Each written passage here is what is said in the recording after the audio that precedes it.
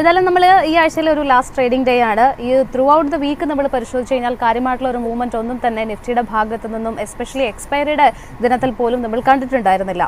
ഈ നിലവിലത്തെ ഒരു സിനാരിയോ വെച്ച് പരിശോധിക്കുന്ന സമയത്ത് നിഫ്റ്റി 50 ഇനി നിർണായകമായേക്കാവുന്ന ലെവലുകൾ ഏതൊക്കെയാണ്? ബാങ്ക് നിഫ്റ്റിയുടെ കാര്യം പറയുകയാണെങ്കിൽ തീർച്ചയായിട്ടും ഇതുപോലെ തന്നെയാണ്. തിരിച്ച് വലിയൊരു മൂവ്മെന്റ്സ് വന്നു, അതിനുശേഷമുള്ള ഒരു പ്രോഫിറ്റ് ബുക്കിംഗ് മോഡിലേക്ക്, അതൊരു മൂവ്മെന്റ്സിലേക്ക് പോയിക്കൊണ്ടിരിക്കുകയാണ്, സൈലൻസിലേക്ക് പോകുന്നു. PSU സ്റ്റോക്സുകളെല്ലാം തന്നെ ഒരു സൈഡ് വേസിലേക്ക് മാറുന്ന ഒരു സിറ്റുവേഷൻ ആണ് നമുക്ക് ബാങ്ക് നിഫ്റ്റിയിൽ കാണാൻ കഴിയുന്നത്.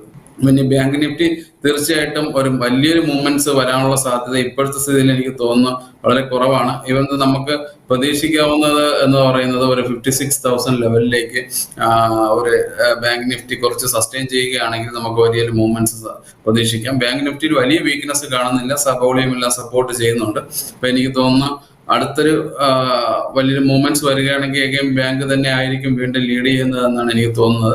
തീർച്ചയായിട്ടും അപ്പൊ നിഫ്റ്റി ഇപ്പൊ പോസിറ്റീവ് ഈ രീതിയിൽ നിന്ന് പോസിറ്റീവായിട്ട് ക്ലോസ് ചെയ്യും. ബട്ട് ഇതൊരു വലിയൊരു ക്രൂഷ്യൽ പോയിന്റ് ആണ്. നമ്മളത് മുകളിലോട്ട് പോകുമ്പോൾ കണ്ടിന്യൂഷൻ പാറ്റേൺ ആണോ വരാൻ പോകുന്നത് എന്ന് നെക്സ്റ്റ് വീക്കിലൊക്കെ നമുക്ക് കാത്തിരുന്ന് കാണാമെന്നുള്ളതാണ്.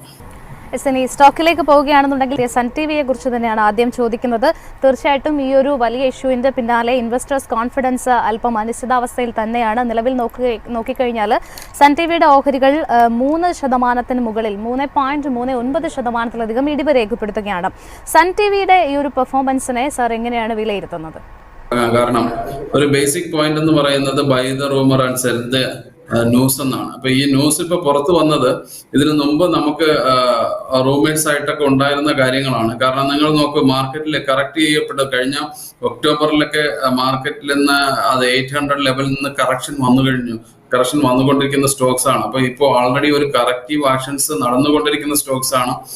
800 മേളിൽ ഉണ്ടായിരുന്നതാണ്. അതിൽ നിന്ന് 600 ഒരു കറക്റ്റീവ് ആക്ഷൻ വന്നു, കുറച്ച് മുകളിലോട്ട് പോയി വീണ്ടും തിരിച്ച് കറക്റ്റീവ് ആക്ഷൻസ് വന്നു. അപ്പൊ ഇതൊരു കണ്ടിന്യൂറ്റ് ആയിട്ട് ഡൗൺ സൈഡിലേക്ക് പോകുന്ന ഒരു സ്റ്റോക്സ് തന്നെയാണ്. എനിക്ക് തോന്നുന്ന ഒരു 550, 520 ലെവലിലായിരിക്കും ഒരു കൺസോൾട്ടേഷൻ നടക്കുകയാണെങ്കിൽ പോലും ഈ സ്റ്റോക്സിൽ നടക്കാനുള്ള സാധ്യത. ബട്ട് ഇതിന്റെ ഒക്കെ ഗ്രാവിറ്റി, ഈ ന്യൂസ് ഒക്കെ വരുന്നതിന്റെ ഗ്രാവിറ്റി എത്രത്തോളം ഉണ്ട് എന്നുള്ളത് വളരെയധികം ഇമ്പോർട്ടന്റ് ആണ്, ഡിപ്പെൻഡ് ചെയ്തിരിക്കും. പിന്നെ വോളിയം എന്ന് പറയുന്നത് കുറച്ച് കാലമായിട്ട് തന്നെ ഡൗൺ ട്രെൻഡിൽ നിൽക്കുന്ന സ്റ്റോക്സിൽ വോളിയം കുറവായിരിക്കും. അതുകൊണ്ട് തന്നെ തീർച്ചയായിട്ടും വോളിയം ബിലോ ആവറേജ് വോളിയമാണ് ഉണ്ടായിരുന്നത്.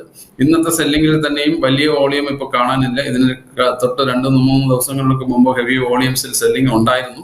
അപ്പൊ എനിക്ക് തോന്നുന്നു താഴോട്ടുള്ള കൺസോൾട്ടേഷൻ ആയിരിക്കും വരാനുള്ളത്. ന്യൂസുകളൊക്കെ പ്ലേ ഔട്ട് ചെയ്യുമ്പോൾ ഒരു കൺസോൾട്ടേഷൻ നടക്കുമെന്ന് തന്നെയാണ് പ്രതീക്ഷിക്കുന്നത്. 550 and 520 is a support level.